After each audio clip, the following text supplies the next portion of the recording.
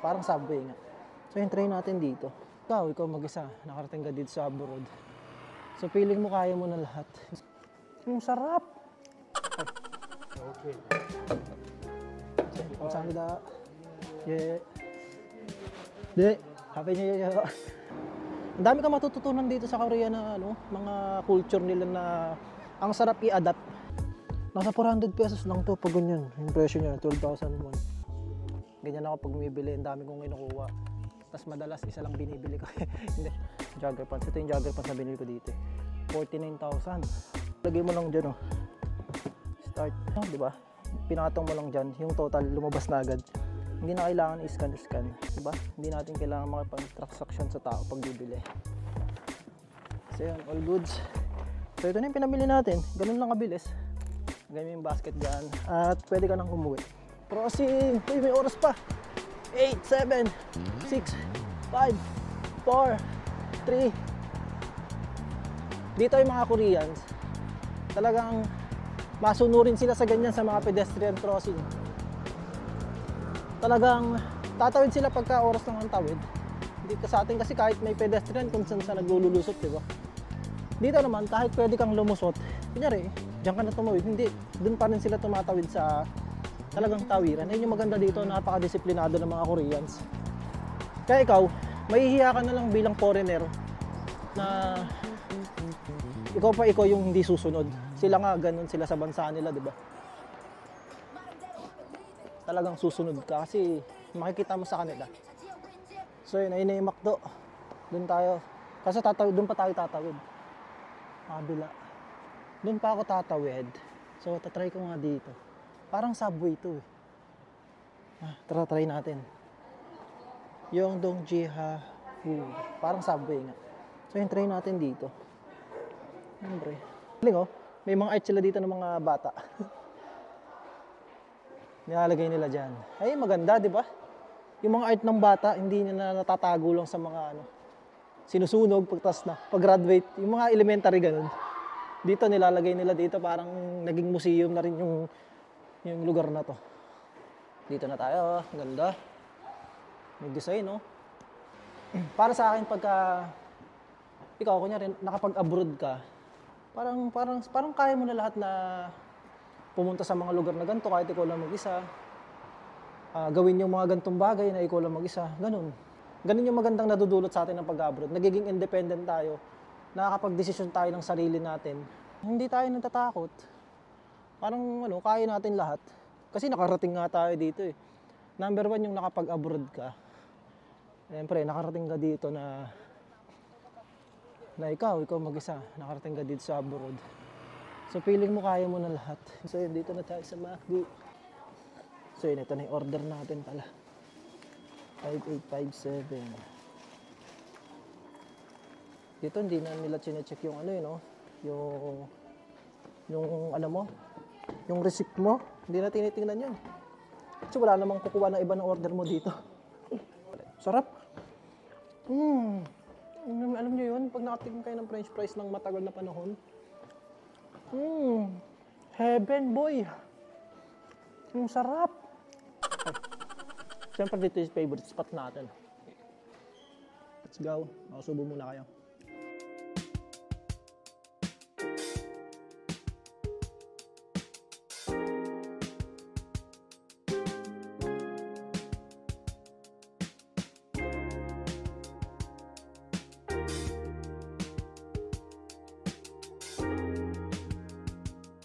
So ayun, tapos na tayong kumain. Yan. Dito nga pala sa Korea, pagka yung pinagkainan mo, ikaw ang magliligpit niyan. Wala kang utusan dito or katulong.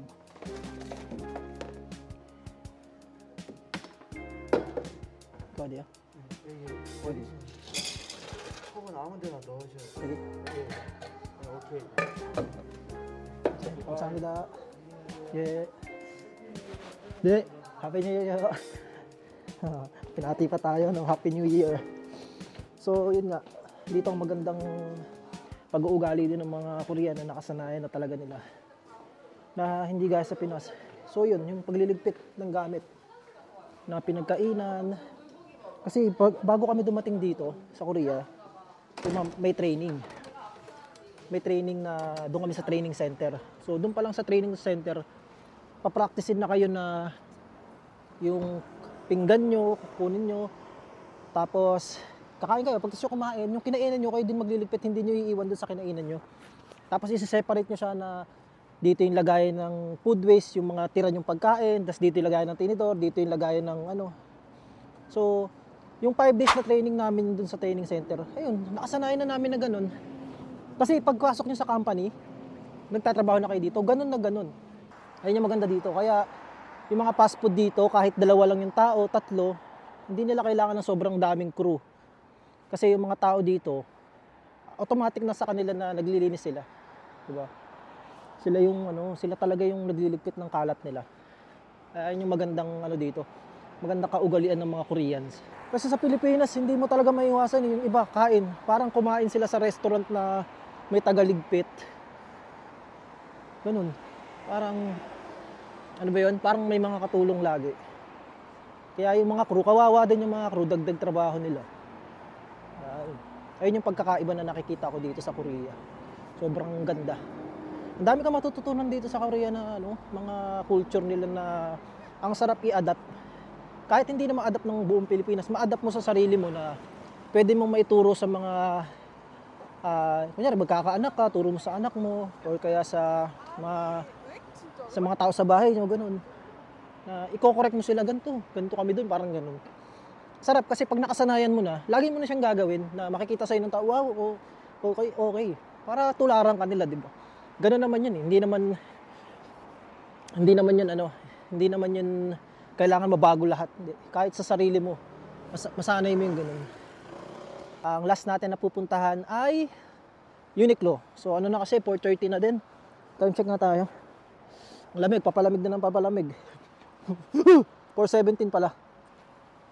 4:17. So hindi na ako pumunta ng Home Plus tsaka Lotte Mart kasi same lang din naman yung makikita ko dyan. Mas maganda pa dito sa Uniqlo. Doon, maglalakad tayo malayo. Sa Uniqlo, ang mga inaabangan ko dyan, mga sale. Uy, may motor oh. CB150? CB150R ata, 150X. Ba? Ayan, trip ko talaga magkamotor dito sa Korea. Para makagala-gala. Tsaka makapag-motovlog. Kaya pumunta ng Uniqlo. Kasi may mga sale doon na mga damit na nagsisale siya. So, ayun lang yung mga ayun yung target ko talaga pag ano. Kasi mahal din yung mga damit sa Uniqlo. Pero kaya naman natin bumili. Kaso, syempre, tatawid na tayo.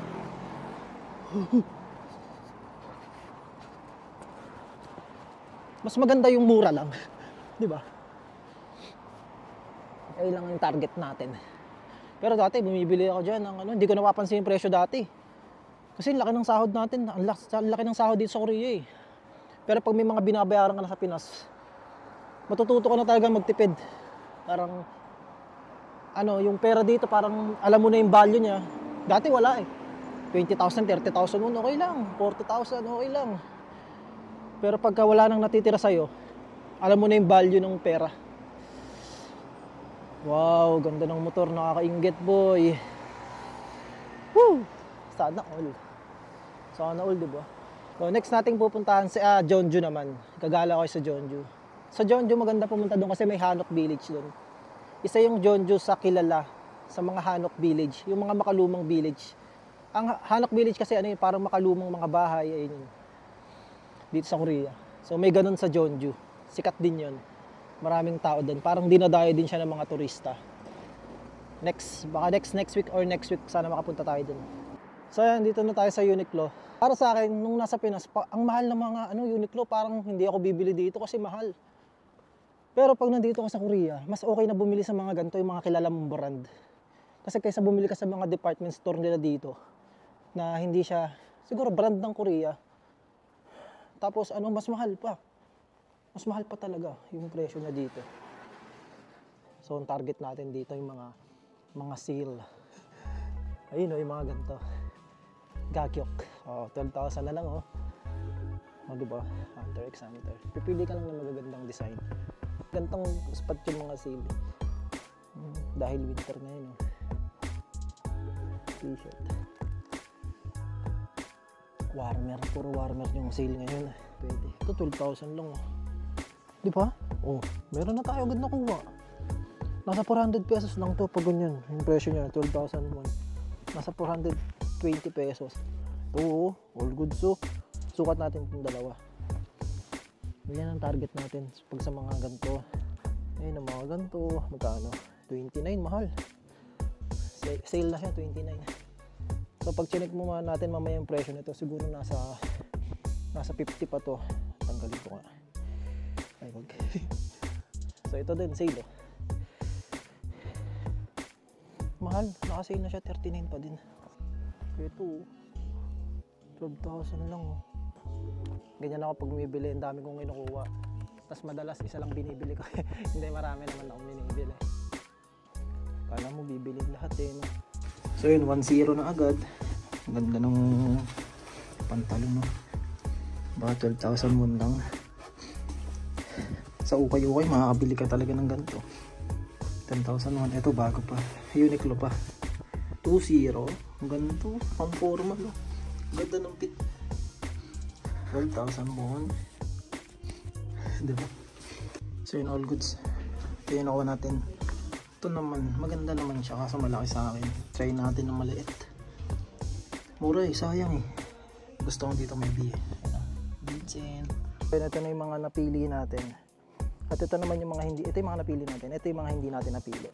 So, syempre lilikit natin, babalik natin sa pinagkuhanan natin na maayos. Dalawang pantalon, dalawang long sleeve, tsaka isang t-shirt. Siguro ang mga presyo nito nasa 60. Tapos, check nyo ah. Presyo ng mga pantalon dito. Ito. Diba? Isang jogger pants. Ito yung jogger pants na binili ko dito. 49,000. Tas ito, 5 damit na ata ito. Di ba? O, 5 damit na. Katumbas niya lang yung isang damit. Kaya talagang target ko dito yung mga sale. Ito yung nabili natin pantalon. Ang presyo niya, 59. Kulay itim. O, ito yun o. Naka-sale kasi siya. Kaya mura na lang. So, yun. Magbabayad na tayo. Automatic na lang yung pagbabayad dito. So, hindi na kailangan ng cashier. Kung saan nyo na lang madedetect, lalagay mo lang dyan, oh. Start. Do you have an app? No. Ayun, oh, di ba? Pinakatong mo lang dyan, yung total lumabas na agad. Hindi na kailangan i-scan. So, 58,500. All goods. 5 items. Ito mo, nabilang niya din. So, yun, all goods. So, tayo din maglalagay ng ano, ng ano natin, ng mga pinamili natin sa bag. Di ba? Ang galing dito, no? Hindi mo kailangan ng ano, hindi yung parang yung mag-a-assist pa sa'yo. Ganito dito sa Uniqlo dito. Hindi ko alam kung lahat. Di ba? 58,000. Eh, yung isang pantalon dun, di ba? Nasa 59 din. O, parang isang pantalon lang. Isang pantalon lang to. So, yun lang yung technique ko dito sa Korea. Hindi ako bibili ng mahal talaga. Pero yung siyempre yung mga pinipili nating mga gamit, ano, solid quality. Kumbaga ano eh, kukumpara mo na pag sa ukay ka rin bumili. Parang ganyan lang din yung presyo. Ito bago pa, di ba? Kaya nga tinatanong naman, saan mo bibili dami? Sa Uniqlo, mahal doon ah. Kala lang mahal, pero ito lang binibili ko talaga yung mga sale. So alam niyo na sikreto ko. Diba? Hindi natin kailangan makipag-transaction sa tao pag bibili. So yun, all goods. So ito na yung pinamili natin. Ganun lang kabilis. Ganyan yung basket dyan. At pwede ka nang umuwi. Teka lang, baka may nakalimutan ako ba rin na suot ko. So yun, all goods. So yun, bali ito na yung pinamili natin. Bigla kasing napul na yung camera na ginagamit natin. Yung action cam natin. So yun lang. Grabe ka advance dito sa ano, sa Korea. Na pag mamimili ka, ganun lang, no? Hindi mo kailangan makipag-transact sa tao. Tapos pagka magbabayad ka, ganun lang. Ang astig dito yung pagka nilagay mo yung cart mo, yung pinamili mo, wala na, hindi mo na kailangan i-scan na isa-isa, automatic na. Tapos alam na agad ng machine kung magkano yung babayaran mo. Kung ilang items, di ba? Napaka-advance, ang galing. So, ayun lang, ayun lang talaga yung diskarte ko dito sa South Korea. Kaya ako nakakapamili din ng magagandang gamit. Sale lang. Ano? Sale lang talaga yung ano ko, sale lang yung tinatarget ko na bilhin. Pero Uniqlo yan, boy. So yun lang, diskarte lang talaga sa pagbili. Para makatipid kasi mahal din yung mga tinda nila diyan, mga damit. So, kung isipin mo isang damit nasa 2,500 pesos. Yung pantalon nasa 3,000, 2,000 to 3,000. Eh, maghanap ka na lang ng sale na minsan yung gusto mo nandun din naman sa sale eh. Pero sa sale naman, madalas walang size, malalaki yung size. Eh, sakto malaki ako. Kaya nakakatsamba ako ng size na para sa akin. Kaya yun, sobrang pag namimili ako dyan, laging sale. Tapos makikita nila, wow, sana all. Ano ba yun? Sana all, laging nagsishopping, daming pera. Hindi nila alam yun, puro sale lang talaga ako. So yun, ito yung pinakamasarap sa pagiging OFW. Na, syempre, nandito tayo, nagtsatsaga tayo magtrabaho dito kahit malayo sa pamilya natin. Pero ito yung pinakamasarap, yung nabibili natin yung mga gusto natin. Diba? Ito yung reward natin sa sarili natin na sa pagtatrabaho ng isang buwan. Diba, kahit paano nakakabili tayo ng mga gusto nating gamit. So yun, para sa akin na yun yung pinaka reward natin sa sarili natin. Kasi kung sa Pilipinas, mabibili naman natin to, kaso kailangan pa natin pag-ipunan or mabibili lang natin siya pagka may mga bonus tayo, may extra tayo talagang pera. So dito sa Korea, kahit kada buwan bumili ka ng mga damit mo, bagong mga gamit, diba? Kasi kaya mong bumili. Kaya nga tayo nagtatrabaho para mapunan natin yung needs natin, mapunan natin yung mga pangangailangan natin, lalo yung mga gusto natin, di ba? So yun, ito yung reward natin sa sarili natin. Kaya yun, isa rin to sa pwede nyong gawing motivasyon na yun, pag nandito na kayo sa abroad at nagtatrabaho na kayo dito, mabibili nyo yung mga gusto nyo. Ayun yung pinakamasarap. Pinakamasarap sa feeling na wow, sarap. Nabili ko yung gusto ko, ganun. Makukumpara mo kasi yung dati parang nakakatakot pumasok sa mga ganyang establishment kasi alam mong mahal yung presyo. Parang yung isang buong sahod mo, diba? 2,000, 2,500 na damit, pantalon. Parang isang sahod mo na yun, isang linggong sahod mo na yan sa Pinas. Kung mga normal ka lang na nagtatrabaho. So hindi ka bibili, diba? Pero dito, pag nagtatrabaho na sa abroad, kaya mo na siyang bilhin. So yun, ayun yung gawin yung motivasyon. Mabibili ko yung mga gusto ko pag nandito na ako sa abroad, diba? Kaya pag nandito na sa abroad, gayahin nyo ako. Mamili kayo ng mga sale. Mukha lang kayong maraming pera, di ba? Diba? Itong pinamili natin, 58,000, nasa lang siya. Nasa 2,600 pesos. Pero value niya parang isang pantalon lang. So yun, bali nakauwi na ako ng bahay at ito yung ginagawa ko pagka namimili ako ng damit. Sinusukat ko. So check natin. Excited yan eh. So ito yung binili ko na parang plastic man. Kasi ito yung pantalon. Diba? So ito yung nabili natin ng 9,001. 9,901. So ang tunay niyang presyo, ganyan ako tine-check ko 29. Ayun o, 29,001. Nasa 1 to siya pag original na price niya. Pero naka-sale, nasa 400 pesos na lang. O diba? Ano ka ba? So 14. Nakatipid lang pala tayo ng dito, 100 pesos. Pero all goods. Parang ako nagla-live selling. Ito yung binalikan ko pa. Maganda siyang long sleeve. Tignan natin siya ng 12,001. So ang pinaka-presyo niya 39,001. Nasa 1.6 siya. So nabili lang natin siya na 500 pesos. Di ba? Ganda ng tela, solid. So yung tinuturuan ko na kayo ng diskarte pag nandito na kayo. At branded pa rin yung mga damit mo. Pero murang halaga mo lang siya mabibili. Kasi dito sa Korea, may mabibilang ka dito ng mga damit-damit din ganito. Pero ganito lang din nag-range, 500, 600. Tapos parang mga low quality pa yun. E doon ka na sa branded talaga. Tapos hanap ka lang doon sa mga sale. Tapos itong pantalon na puti, yung parang dirty white, 12,001. Grabe. Tama nga yung naka-display kanina. Ayun, 49,001. Nasa 2,500 pesos to. Tansya ko lang. Tapos 500 lang natin nabili. Diba?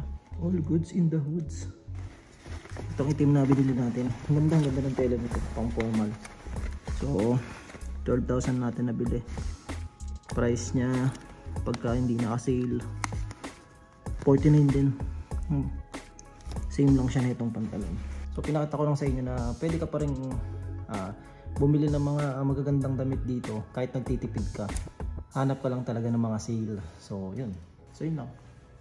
Ano lang yan, diskarte pag nandito na kayo sa abroad. Diba? Let's go! Bye bye! Andito na lang yung vlog. Matutulog na ako. Bye bye!